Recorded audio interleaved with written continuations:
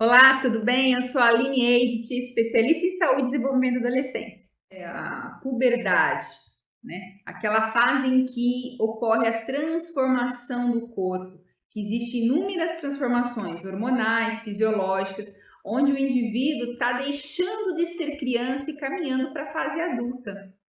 E o corpo ali, o corpo, o comportamento dá sinais dessa fase aí, dessas mudanças e alterações. Se você percebeu que de repente você colocou para dormir uma criança e saiu do quarto do seu filho, um menino com uma voz grossa, uma menina mais alta, com comportamentos diferentes, posso te dizer que você está bem-vindo à puberdade. Inclusive, o estirão de crescimento é um dos primeiros sinais, né? E aí nós temos um período também que a gente pode utilizar, um período etário, para a gente ter uma previsão aí da puberdade, que é nas meninas de 8 a 13 anos e nos meninos de 9 a 14 anos. E onde começa esses primeiros sinais da puberdade. Nas meninas, geralmente é o broto mamário que a gente diz, aquela saliência que começa a aparecer por baixo da roupa, que chama a atenção de alguns, que remetem a algumas brincadeiras que a gente vai falar aqui, que não são legais, né? Meio desconfortável para o adolescente. Aí, para os meninos, a gente tem um dos primeiros sinais que está crescendo é os testículos, né? Que é a primeira coisa que cresce, que ele percebe ou não que está crescendo. A percepção do crescer, às vezes, é muito mais do adulto, em primeiro, do que do próprio adolescente, que está ali imbuído no seu dia a dia, na sua vivência, às vezes nem percebe. As meninas que tá uma saliência no corpo, que tem os pelos pubianos crescendo nos meninos, né, que tá tão ali, principalmente quando tá no início, né, esse crescer, essa mudança no início. Às vezes quem chama muita atenção para isso são os adultos, os amigos, as pessoas que estão em volta dele. A gente às vezes não é muito orientado a olhar para o corpo, olhar para si, né? Então passa despercebido às vezes aos olhos da criança ou às vezes do adulto que demora um pouco, só vai perceber quando alguém fala, né? Nossa, como ele cresceu! Nossa, tá com a voz grossa, e essa barba, e essa barbicha aparecendo, né? Assim, as espinhas salientes, né?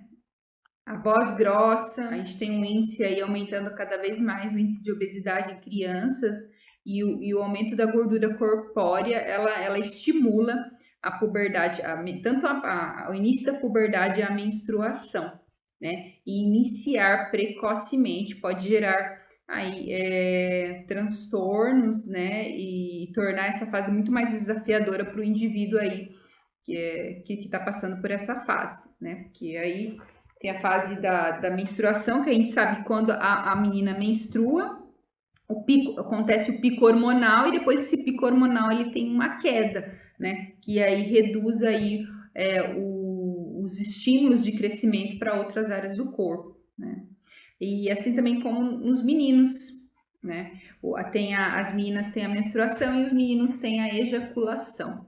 É importante lembrar porque às vezes os meninos têm a ejaculação noturna e às vezes os pais desconhecem essa situação ou os filhos não são orientados e ficam assustados com aquela situação, né? O que está acontecendo? A gente às vezes é preparada para acolher a menina que menstruou, né? Acorda, né, menstruada, mas ir para acolher, orientar esse rapaz aí com relação a isso é importante. Você tá aí. Que bom que você está nos ouvindo, né? Para que você possa ter um conhecimento adequado para poder acolher melhor o seu filho, né? Ou sua filha, nesses casos. E aí a gente tem várias outras coisas também, como a voz, né? Todas essas modificações no corpo, elas são vistas também de maneira diferente para o adolescente. Toda essa transformação está conectada com o desenvolvimento cognoscitivo da criança, né? Então, ela dorme criança e acorda com um corpo mais desenvolvido, e o corpo vai se desenvolvendo, mas muitas vezes o cognoscitivo dela ainda está como criança. Então, ela tem que se reconhecer naquele corpo todo em transformação, e isso às vezes é desafiador, né? Essa fase de transformação também é uma fase de aceitação, né? De aceitar aquela perda daquele corpo infantil e ir, né, em busca desse desenvolvimento desse corpo adulto. Então, é brincar ou fazer referências ao corpo do adolescente, nós especialistas consideramos isso como um desrespeito, ou porque o adolescente está numa fase de descoberta, de conhecimento e muitas vezes está assustado com essas mudanças. Então, quando alguém brinca com o seu corpo, faz brincadeiras com as mamas que estão com a amostra, com a voz que alterou, né, o cheiro, né, o odor, os pelos pelo corpo, nas axilas, as espinhas, a barba, né, surgindo. Então, tudo isso às vezes incomoda e faz com que o adolescente se isole mais desse mundo adulto, né, porque ele ainda está tentando lidar com tudo isso. Os adolescentes têm mania de se comparar com o outro, né?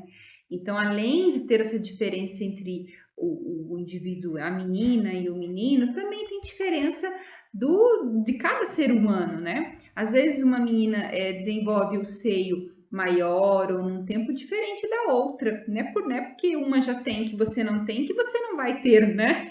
Eu recebo muitas dúvidas, nossa, minha mãe tem o seio grandes, minha amiga já está aparecendo e o meu ainda nem desenvolveu, preocupada com o seu corpo, né? Então tem que tomar cuidado com essa comparação. Na realidade, cada corpo tem o seu tempo e como a gente já disse aqui, que o meio em que você vive, a sua alimentação, o seu biotipo, né, a sua genética também interfere aí nesse desenvolvimento, né? Então, e se pergunta, para a gente terminar, vamos falar um pouquinho como lidar com essa situação, né? Os pais e o adolescente. Os pais, a gente orienta sempre os pais que estejam atentos a essa mudança do corpo dos filhos, para que auxilie eles nesse momento com um porto seguro, para uma fala de orientativa, de acolhimento, evite, né, que essas brincadeiras pejorativas. Eu sei que eles falam, a gente só quer quebrar o gelo e tal, mas não é, eu gosto daquela frase assim, ó, se a sua brincadeira não fez o outro sorrir, fez o outro ficar triste, então não foi brincadeira, é um desrespeito, né? Para o adolescente, sempre orienta para que ele se perceba mais, se olhe no espelho, se toque, né, na hora do banho, se perceba e acompanhe e acolha esse seu novo corpo, para que ele passe por esse processo que a gente chama do luto do corpo infantil de uma maneira mais leve, de uma maneira mais suave, né? Porque tudo isso faz parte dessa transformação do indivíduo da criança para se tornar um adulto. Então, se esse processo for acolhido, for adequado, né, com adultos responsáveis e acolhedores, vai ser muito mais leve, né, e vai tornar essa fase aí tão importante para o adolescente de uma maneira mais assertiva, né, esse desenvolvimento.